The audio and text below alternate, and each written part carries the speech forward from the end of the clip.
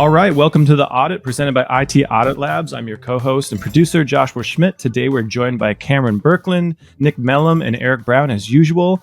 Thanks for listening. How are you guys doing today? We're doing great. Awesome. Happy to be here. Yep. Great as always. Well, I always start with an icebreaker question. This is one, maybe you have to put a little thought into this, but the icebreaker question is, when was the last time you tried something for the first time? And I'll go first, give you guys a chance to think about it. Don't think too hard. So I did a conference a couple weeks ago, and it was the first time I tried a sweat lodge. So I was in it. I was in a tent with 30 guys in the dark. Okay. And it was cool. It was cool. It was like a spiritual sauna, So we had a healer shaman guy singing songs, and it was completely pitch black. It was a little claustrophobic, and there was a lot of like smoke from the fire. But yeah, it was a very interesting experience.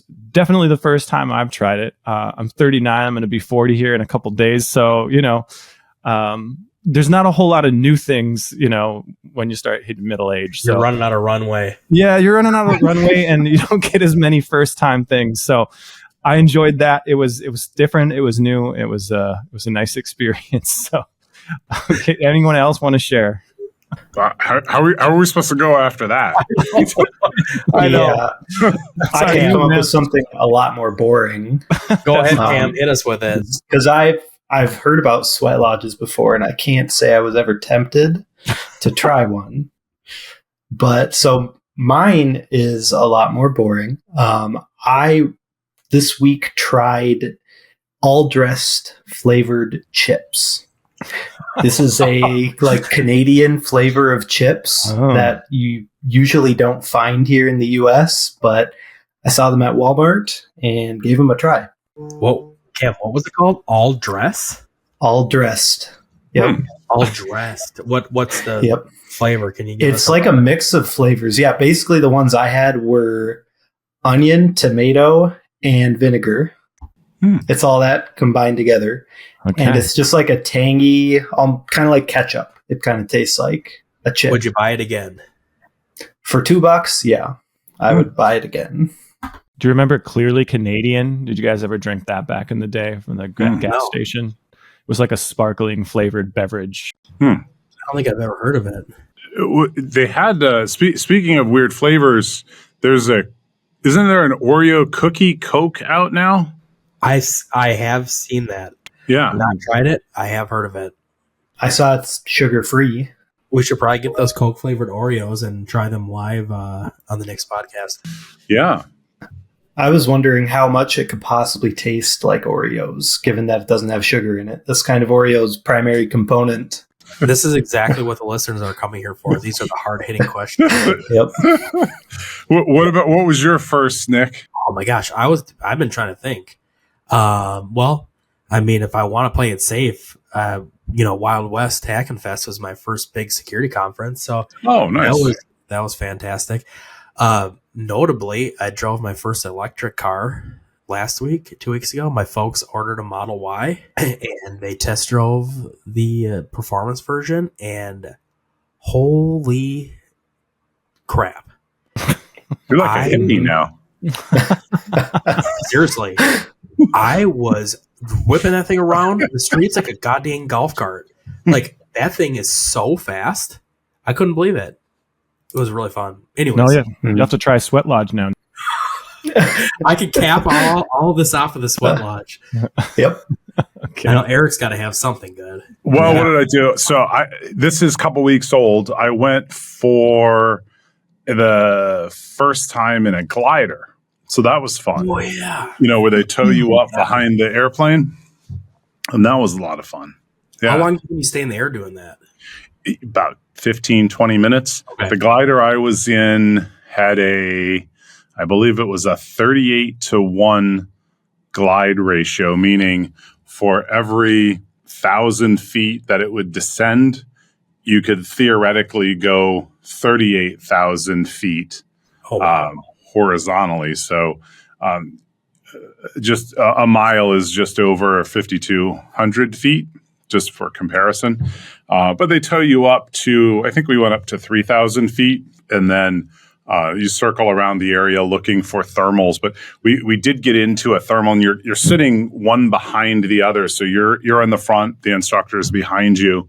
And, we got up, and then there was a Walmart parking lot just kind of off the end of the runway that we were circling over, because that parking lot generates a lot of heat. And then there's an uplift, right? There's an updraft coming from that. And that's those thermals. So if you ever see on a warm day in the summer, birds of prey circling like an eagle or hawks, and they're looking, they're just kind of circling around and going up and moving between thermals. And you can also tell a thermal in some cases where you'll see clouds that are maybe 3,000 or 4,000 feet off the ground, like these little circular cumulus clouds.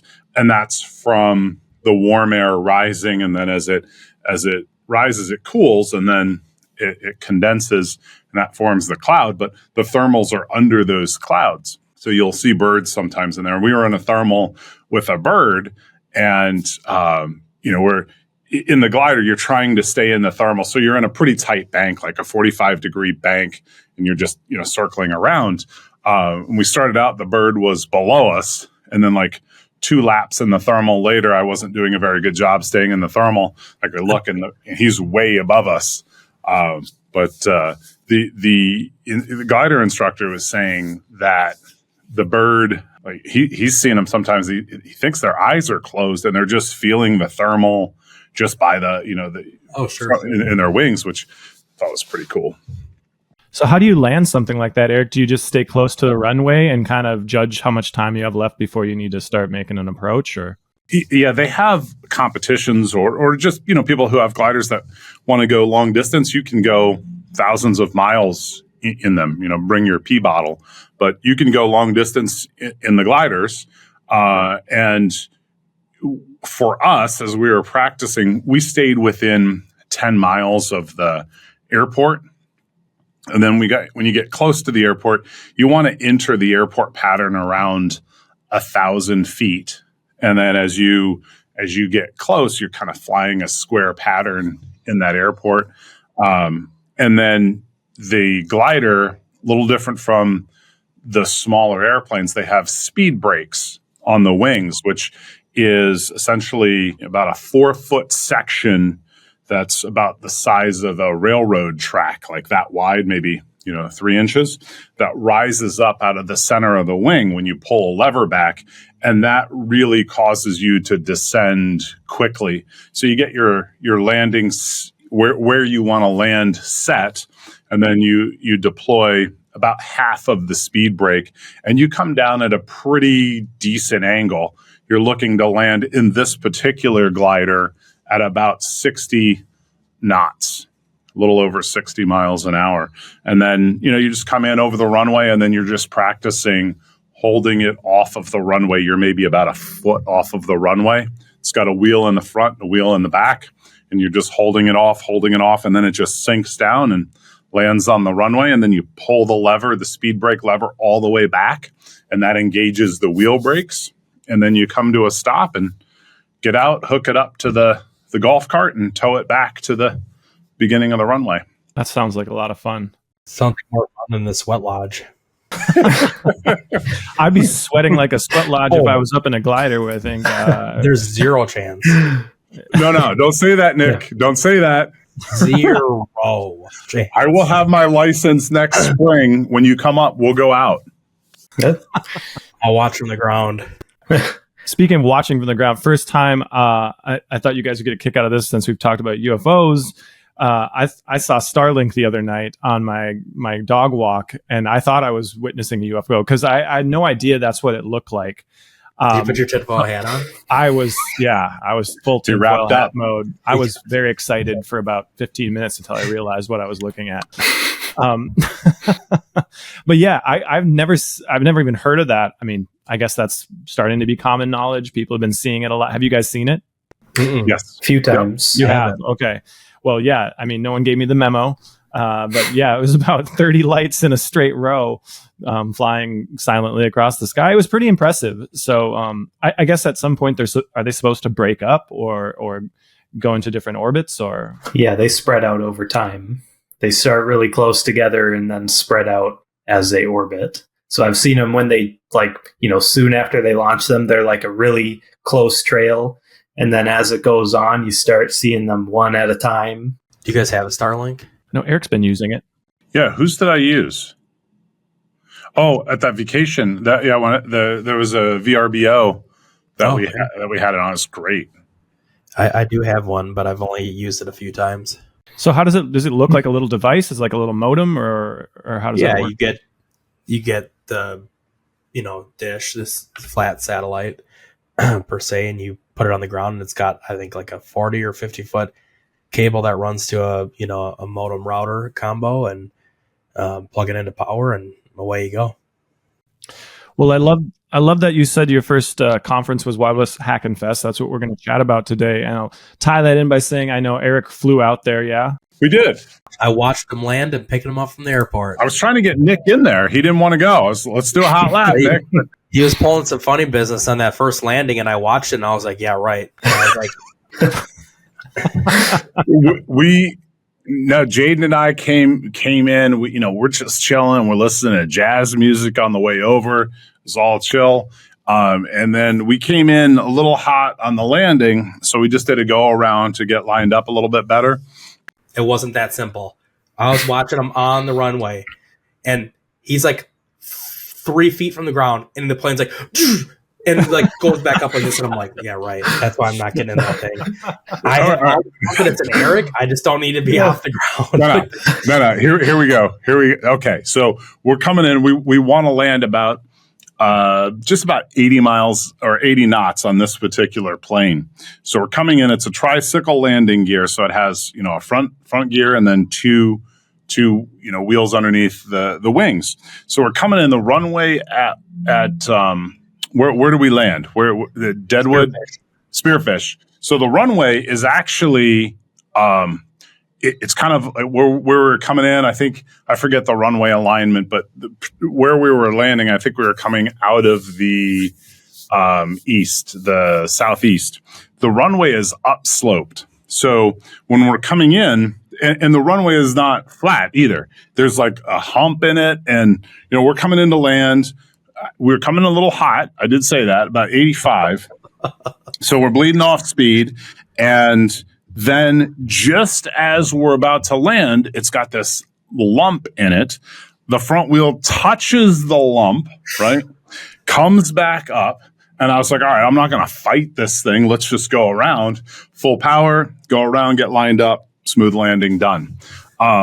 That was not good enough for Nick, though, apparently. He wanted Me and another colleague were standing there. I'm like, what the heck just happened? Like, everything just and they're back off. You could hear us on the radio too, couldn't you? I could hear. I was inside the I don't know, what do you want to call it, waiting room, and yeah, I could hear Eric calling in from quite a ways out, like 20 minutes out. You were calling. Nice airport, though. Nice airport. Yeah. Oh yeah, it's awesome. It was great. Have you seen this airport in the one of the scariest airports in the world in Nepal, Lukla? Have you heard of that one? Is that the one where they've got to come in between like the mountain pass? Yeah, it's like literally on the edge of a cliff. I thought the one in Vail or Aspen, is that real right there? Oh, wow. Yeah.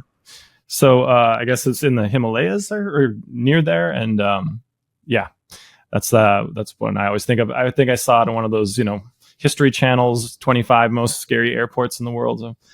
That looks like it's AI, like an AI picture. I'm glad you're being safe though, Eric. Erring on the side of safety, always a good thing. So you guys got there. What do? You check in, you get badges. Was it connected to a casino or what's kind of? It was connected to a casino. What's the first impression when you get to Deadwood, South Dakota for a Hackin Fest? So yeah, after the grand time at the airport, we made it back to the hotel, which is awesome.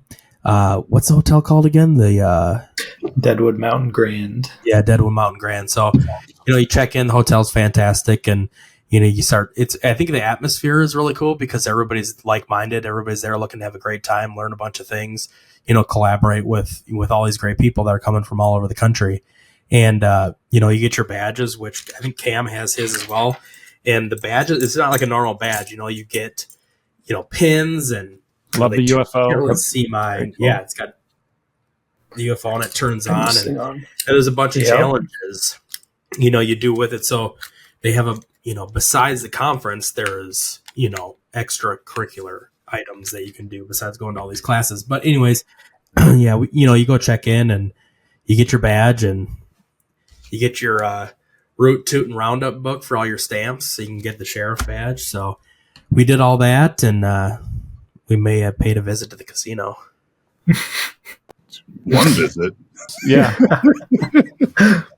Uncle Eric had us going on craps and roulette. It was The roulette was a mistake. The roulette was a mistake, and I'm disappointed in the roulette. But it was a fun time. I think one night we were at the Roundup where we went. They have a vendor stampede where there are different vendors at different bars. Let's say 6 different bars in town. And then you take that book and you go to that particular area. You meet up with other people at the conference and get your book stamped. And there may or may not have been whiskey tastings and moonshine tastings along the way.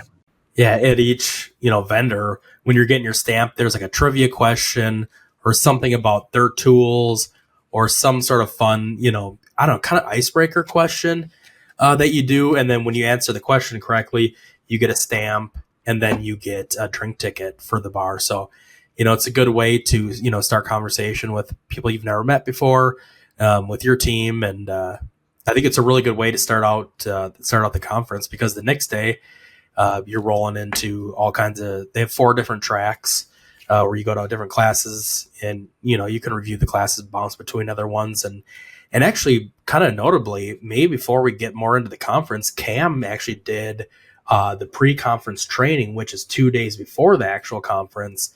Cam, can you elaborate a little bit on what training you did and what it was like?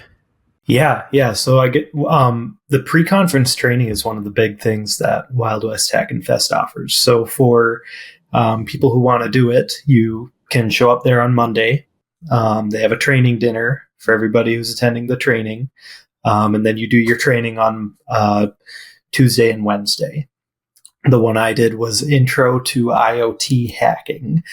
So this was mainly hardware focused. We were working on actually looking at the firmware in microchips, for example. We had a little router that we worked with where we put it's called a chip clip on it. It's got the pins to read the chip. You just kind of put it on top and it's kind of snaps onto the pins of the chip and it reads the firmware off of it. And we also got to solder. I've used a soldering iron before, but I found out that it's very hard to use one after I've had a cup of coffee. It's very, very precise work. And the first 2 pins I soldered went pretty well, but the other one was kind of a mess. I've tried my hand at a soldering iron before using for my guitar cables and stuff. That's tricky business. Yeah. What I found is if you get it right away, it goes great. But if you have to mess with it a little bit, it just all goes downhill. It's one of those things that gets worse the more you mess with it. Did you get it on there? I did. Everything worked. We soldered a pin header on so we could communicate with the router over serial. Okay. So most IoT devices have serial headers like that, but they don't put them on there, right? Because they don't want people to interact with the device through a console. So what they did for us was they already got the device all prepped and stuff. They removed the solder out of the holes on the board, and we got the header, got the soldering iron, and we had to solder that little tiny header on there. And then we got a sort of adapter, plug the pins in, plug it into the device, plug it into our laptops, and then we get to communicate with the device over serial. and see what that's like. So was this so you could do some like actual hacking activities? It seemed like through the pictures that I saw of you guys there at the conference that you were maybe breaking into some RFID doors or doing some kind of live hacking. Tell me a little bit about that. That looks fun. Yeah, that was part of it as well. As far as the intro to IoT hacking goes, the big thing was how do you utilize these devices, like the firmware that's built into them, to get into them, right? Because a lot of these are pretty much all Linux based with just kind of a basic shell that you can interact with. So we learned how to upgrade the shell to a full like Linux shell so we can do more with it, and things like that. Yeah, I think, Josh, there's so many things going on at the conference, like you couldn't possibly do it all. So you kind of pick and choose different classes that really curate, what you want to get out of it. So like, for example, I think the first day I was in a lot of some social engineering classes, some deepfake classes, some AI classes, and a lot of these stem from, governance to AI, to how people are using AI, to where we're seeing deepfakes and how we're combating it. But, and we're talking about the roundup, like the vendor stampede, there's all kinds of different extracurricular items you can be doing. One is the badge that we showed. They have a little scanner at all the vendors. So if you go to all the vendors, there was 25, you can get all their swag. You can talk to them about their tools, in the space, what they're doing. And, they'll scan your badge and you get a point, right? And then all the tracks, there's 4 tracks that have different classes going on. Well, after the class, you'll go scan your badge and you get a track, so you do that for all 4 of them. So you have those 2, you have the tracks and the vendors, and then you have like a CTF, capture the flag event for the badge, where you're looking at the code and trying to find the flags. And then Cam, what's the last one that I'm forgetting? The events at the conference. Yep. So they have 4 events that you're supposed to scan to get those, and then you kind of complete that challenge. And then more items that you're talking about were that we did film us breaking in, doing some physical social engineering or physical breaching at the conference, was those doors. Eric, did they have 6 or 8 doors? I think it was. Do you remember? Something like that. It was something like that. Some, like Josh, as you saw in the video, there were some that were physical and use a bypass lever, and then there were some that were RFID. What was kind of cool is Cam had brought his Flipper Zero. So after the exercise at Wild West there in the conference, the door hacking was taken back to the hotel, and I think the hotel badge was compromised. Yeah, it was an older system that they used for the door, hacking. All we had to do was just tap the card on the Flipper Zero. The Flipper Zero captures it, and then it's just like having your own card. And without going into too much detail, hotel keys are often not that different. Brute forcing is obviously not something somebody can't just take a Flipper Zero and hold it to the keypad until they get into the room. But if they get access to your key, that's where somebody can get the data off of it. Would that even be as simple as like sitting at the bar and just holding it close to someone's pocket that may contain their wallet with their hotel key in it? Or how close do you have? Yeah, I mean, a lot of wallets are RFID blocking now, so it's probably not going to work for people with newer wallets. But yeah, essentially it just has to be within, a close range, and it'll pick it up. Just within probably 6 inches, wouldn't you say, Cam? Yeah. Or less? Yeah. So then we should also talk about social engineering. Eric was heavily invested in this. Which one was this one? Are you talking about where you're calling that was a good one, but I wasn't going to talk. We should talk about that one. Yeah, go ahead with what you're going to say. Yeah, so the other one, really, Josh, evolves around the meal menu. The vegetarians. They pride themselves on this steak dinner that they have. I think the second night there. Wagon, right, or something. Mm-hmm. Chuck Wagon steak dinner. So some folks, like Nick, maybe that's not the first choice, right? Maybe they want a vegetarian meal, and since they don't really meat is a theme where I think they had the steak and then they had the mashed potatoes, which had bacon in it. You really could not escape unless you wanted to eat the napkin. You were going to have meat. So for those with, different preferences, I mean, it's 2024. People like different things. You can get a coupon to eat at the restaurant downstairs. So, I was like, what the heck, right? Let's get the coupons. We'll go down. For those who had it, right? You stand in a really long line, kind of it's like a DEF CON line. I think it's the only line at Wild West where, DEF CON, you're going to wait in line 2.5 hours to get merchandise because there's 30,000 people there. At Wild West, there's maybe 1,000 people total. I think a little less this year. So there's not really any lines. Everything's really approachable. Really cool conference, but long lines for the food because everybody's eating at the same time. But I think the lines went fairly quick. Anyway, so I go up to the desk. I get my coupon. One of the other guys that we were with, he gets his coupon.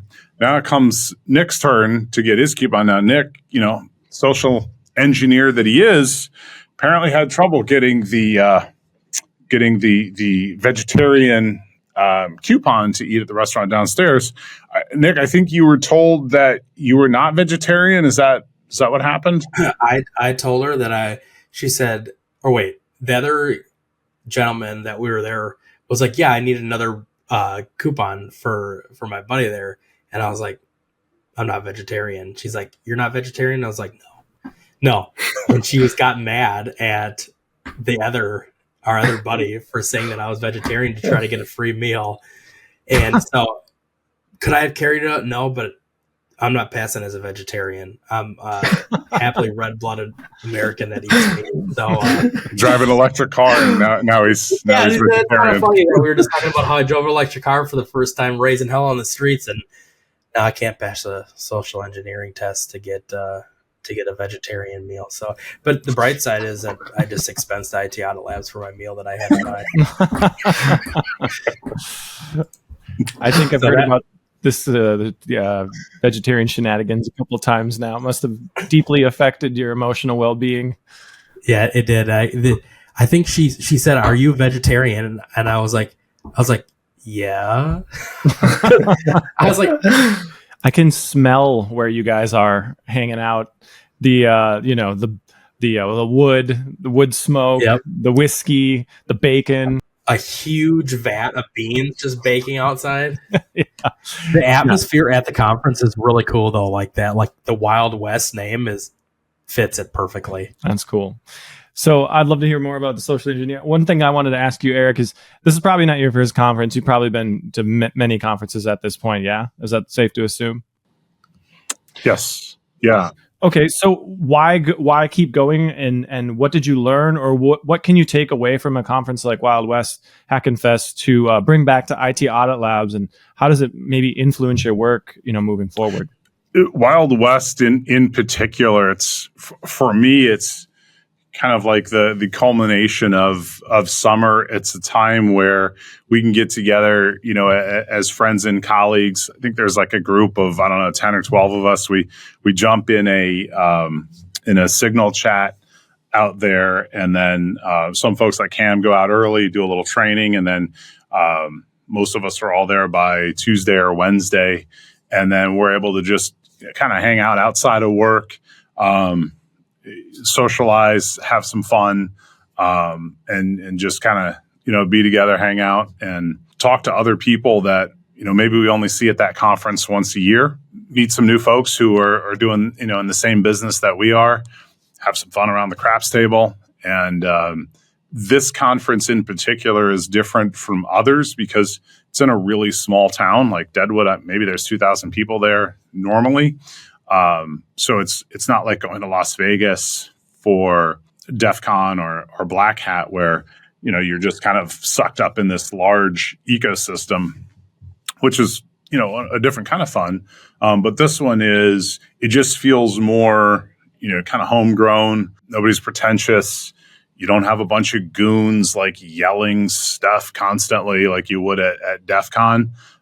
So I've stopped going to DEF CON and going to Wild West, kind of like for the summer conference. There's some things like at DEF CON that you can't get anywhere else, like the Sky Talks. But in all honesty, for the DEF CON stuff, I think you can get it all online.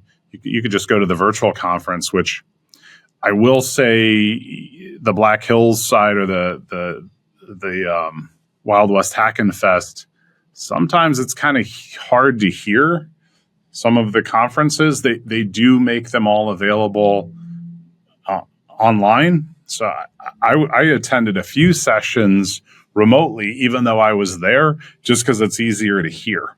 Kind of branching off what Eric's saying, especially being like my first bigger, I've been to other conferences, but this was the biggest cybersecurity one I had been to. And I think it was really cool, kind of like what Eric was saying, that you get all these people that really love this line of work and they're really just genuinely invested, that want to collaborate with like-minded people. And it's like it's like Christmas, everybody's in a good mood and they're happy to be talking about things they just actually enjoy, social engineering, black hat stuff, whatever it is, deep fakes, all kinds of stuff, anything you can think of, it's probably there. But then you get people that are like literally just to do the badge, competitions and hack the badge and do all these different things. But it's just such a cool environment. I think that's maybe one of the most underrated aspects to going to a conference like this is the atmosphere of all the like-minded people. Eric, Cam, and our other friends, colleagues were there, people we've never met before from other organizations that work, in government entities, whatever, other clients that we collaborate with. And you get to see them all in this place. And it's kind of not like work because you genuinely want to be there. And Eric also brought up meeting people that from, let's say, the West Coast that go to this every year for their organization, and you see them again. And for me, the first time, so I got to meet some people that Eric and others collaborated with last year, and everybody's just in a good mood, happy to share, what they're learning or how they're handling this situation. And I think overall, it made us all better besides learning new aspects, from classes or whatnot. Seeing all these different people come from all over the country is really cool, or it was one of my highlights at the time. Yeah, I know burnout can be a big thing in cyber, so I'm sure it's nice to get out of the office, off the computer for a few hours and interface with people and kind of have that camaraderie around your work, and maybe gripe about some common complaints that you guys deal with on a daily basis. But was there anything that you learned specifically that you might have taken back into the office after being there? Maybe Cameron, was there something that stuck out to you that may influence your work? Boy, well, I ended up going to a lot of talks there. I tried to consistently go to one each session. I can't say I did 100% of the time, but I tried to. And it's honestly tough to pick out one exact thing because there was so much information there. They get a lot of talent in that do these talks, and I think I just enjoyed listening to it, and getting to hear what they have to say. And I tried to take some notes as well, where I could sometimes take pictures of slides and things. Yeah, I'm sure it's hard to kind of keep track of everything. I know what it's like being at some of those conferences. How about you, Eric? Was there anything that you learned there that was like kind of a key moment, or maybe a speech or something that you would be bringing back to IT Audit Labs? I don't know if I learned anything that was net new per se. It was great to hear tangents and kind of reinforce concepts that I had heard in the past. I think for me one of the more memorable talks was the one on deepfakes, and we do a lot of talks around personal information security. So that was a cool one, just to see how far that discipline has come in the last couple of years, where you could take a photo now, and just by looking at that photo, someone who is relatively well studied in the area of technology around not only deepfakes, but really understanding how to discern, where maybe a photo was taken from, and kind of use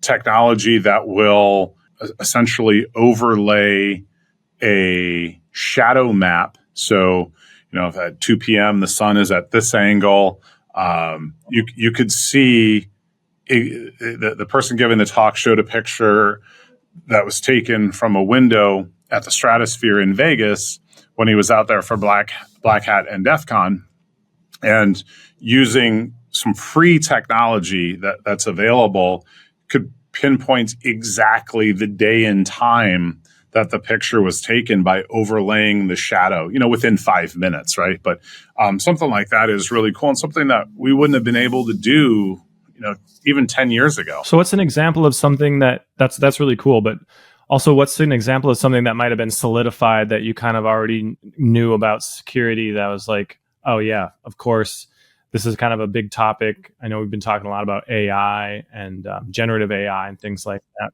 The AI wave and the billions of dollars going into AI, it really feels like we're experiencing that .com bubble again, but on the AI side of things. The AI technology is getting decent. There was a CTF that Nick was alluding to earlier that was put on by, I think it was Red Siege, and they spun up a vishing CTF, so voice phishing. And the concept was you had to get 3 flags, so 3 different passwords, and you were calling into this organization, this fake organization. But the fake organization was staffed purely by AI robots. So you would call into the help desk, you were greeted by the help desk receptionist, and then you could be transferred to a different department. And the idea was to be able to, just using your voice and communication, to socially engineer a password reset. It wasn't perfect, but it was really cool to be able to see how far just the voice recognition software had come. It's probably operating at like the 3rd grade level, so to speak, but within 5 years, it's going to be really good. And just to be able to have a CTF that was vishing based, having no human interaction, just spinning up computers in AWS, I thought was really cool. That's awesome to hear. I just got an email from a colleague or one of the producers that I work with for my agency. What's happening now in music is that they're using that voice recognition software so that you can replace your voice with a different style of voice, much like we're hearing with voiceover talent, happening on YouTube. I'm starting to see a lot of that. But so I'll be able to sing a song and then have it overlay or change my voice into like a female voice, or an old soul singing kind of sound, or a husky like country voice, something that I'm not able to do with my inflection. So it's interesting to see where all that's going to end up in a few years in all industries, right? Not just cyber, but kind of across the board. It's like auto-tune on steroids. Yeah, and there'll be a pushback, but then eventually it will kind of become ubiquitous. And you mentioned social engineering. I think you had a little bit more to say about that, but maybe Nick, was there anything that you took away that you're going to be bringing back to the office? For me, obviously, social engineering is huge. One of the gals out there, she did a great talk on that. And I think for me, the takeaways were some of her tactics and failures that led her to be as good as she is now. Hoping she's going to come on the show here in hopefully another couple of weeks or a month.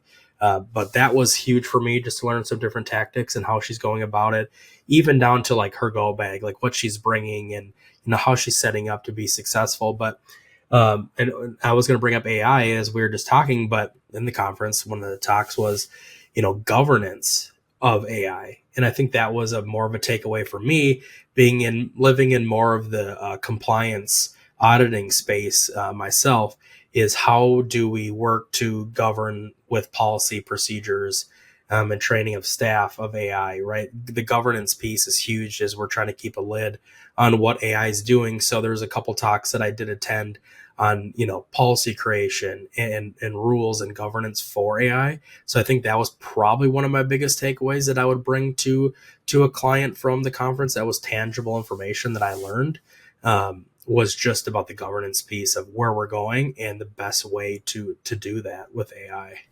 And what specifically has changed or evolved from, what maybe it was a year or so ago? Well, I think it's huge. I think it's changing so much, even on a weekly basis.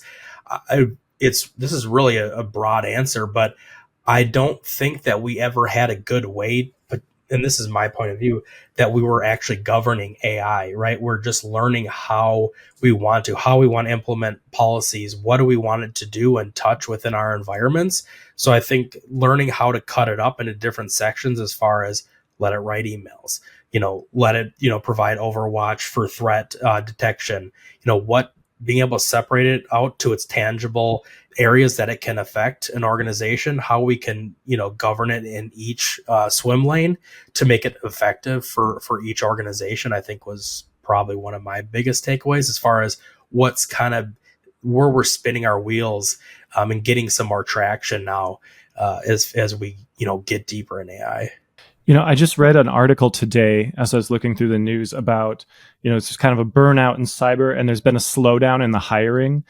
And we've talked about this a lot. It's just that constant uphill battle of trying to explain to entities why it's so important to implement these practices. And people are kind of stuck in this mentality of being apathetic or, better them and than me kind of mentality. Do you think that some of the regulatory industries will kind of help push some of these changes that you guys really need to see and help drive the safety that we're all craving, that no one really wants to pay attention to until something breaks? And maybe you can speak to that, Eric, because I know that's a constant source of your attention. It's like explaining to people what the threats are, because no one really sees them. No one gets to see what you guys prevent, right? And it's always like, you hear about CrowdStrike or something like that, and that's kind of how we get that news. So it's kind of a thankless job. That's an interesting one too. We do get involved in a lot of governance, and be interested to get Cam and Nick's take on this. It's a problem I'm currently wrestling with in one of our larger accounts, where they're an entity that has some governmental oversight, and they've been stuck on a problem where they're trying to connect two different environments that have sensitive information in those environments. And technically they can connect the environments, but there's a hang up on some of the policies, the governmental policies that are essentially, depending on how you interpret the policy, you may or may not be able to essentially do everything that you want to do in order to have the two environments connected and to be able to have user workstations or user mobile devices in one environment sending data into this protected environment. The management of the user endpoint device kind of controlled in an environment that has less security controls. The oversight as well, because this environment has, let's call it corporate standard controls. We'd have to replicate that environment, move thousands of users over into this other environment, or create all of these complexities around how you're doing user management between, really this more closed environment and then more of the traditional corporate environment. So when you've been involved in the project for about 9 months, and there's been 2 or 3 different teams working on it, and every time a new team gets involved, they're relying on this third-party government agency to, kind of provide some overall guidance, and they're kind of, going hat in hand to this agency saying, yeah, can we do this? And then, they'll get a little bit of guidance that, The government agency is not going to be involved in the architect, but they'll just kind of say yes or no or whatever. And then, 4 weeks later, they'll come back with something else. Can we do this? And it just keeps going round and round and round. So I recently said, look, we're never going to get to the bottom of this. We're never going to be able to implement this. It's clearly a need for it. But if we just keep going round and round, we're not going to get to the bottom of it. If we want to actually get something done, we've got to say, okay, we've read the guidance, we understand the guidance, but we're going to put something into place that works. They can audit us, that's fine. And if the audit, if we're not able to adhere to whatever the guidance is of the audit, that's fine. We'll take an audit finding, and then we'll go back and we'll do our best to shore up that finding. So to me, that's an approach. Otherwise, you could just get stuck in this cyclical loop where I could easily see this not being solved for 5 or 10 years more, given that it's already 2.5 years or so in the making. And I've just been involved in 9 months and just seen it spin. And I'm currently reading the Elon Musk kind of I guess it's not really an autobiography, but it's written by Walter Isaacson, who, has kind of studied Elon. And regardless of whether or not you're an Elon fan, you have to admit that the guy has done some crazy things, some things that people just said weren't possible. And the book goes into that. And maybe Elon hasn't always had the right approach of how to get something done, but he's gotten something done, and he's done it in industries where there was traditionally a lot of resistance and a lot of government red tape to get something done. So in the book, like Elon's like, the only laws out there are the laws of physics. And, as they were going through and they're building rocket engines, there was, some policy or some regulation somewhere that said, you have to do this, or you've got to have so many hours of testing or whatever it was. And, Elon was really hard on his team and would say, these regulations they're suggestions. And if it doesn't work, then, challenge it, figure out who wrote it, go and talk to that person and find out why it's, that's the case. And then, if you don't think it's right, then, don't do it. Right. We'll figure it out in court or whatever. And that approach has worked, right? Like, he's launching rockets, stuff that, Boeing couldn't do. He's got an electric car company, and, the most successful car company of all time. He's got Neuralink. He's digging holes underneath Los Angeles, and in Las Vegas. Soon to have robots. He's got robots. He had PayPal, and I'm probably missing, and Starlink. Starlink's that's going to be the most successful company of all time, right? So just changing the dynamic, but we're only beholden to ourselves. Humans writing policy and requirements for other humans, just because it's written down doesn't mean it's right.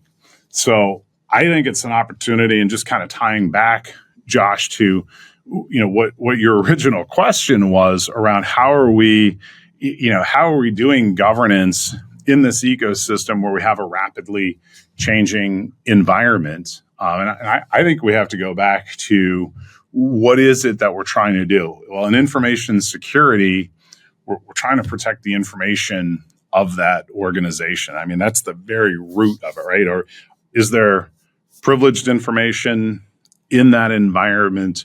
Are there social security numbers? Is there healthcare information, driver's license records, police data? Are there systems then that protect our safety, right? Our SCADA systems or operational technology environment. Like, what is the route that we're trying to do?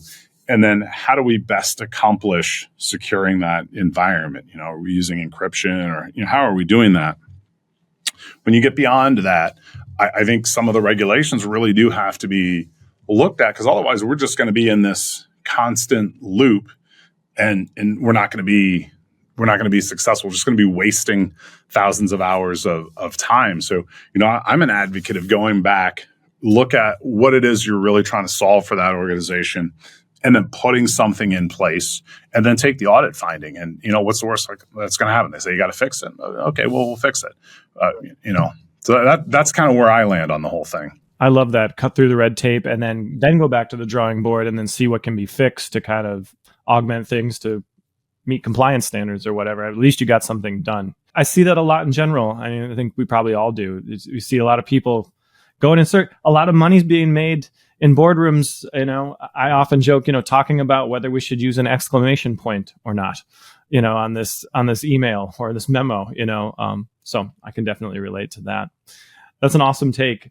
Hey, yeah, we're almost at an hour. So maybe if you guys had any final thoughts on Wild West or what your next conference is, and then we can wrap it up for the day. I mean, I think we're all excited that Wild West announced Mile High in Denver. So that's coming up in February.